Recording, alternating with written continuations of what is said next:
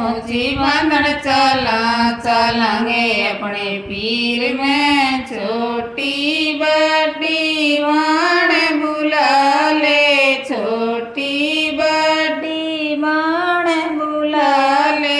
सारी मिलके चला चलांगे अपने पीर में, सारी मिलके चला चलांगे अपने पीर में, पोची बांधन चला चलांगे अपने पीर में, पोची बांधन चला चलांगे अपने पीर में। सुथरी सुथरी पोची ले ले, सुथरी सुथरी पोची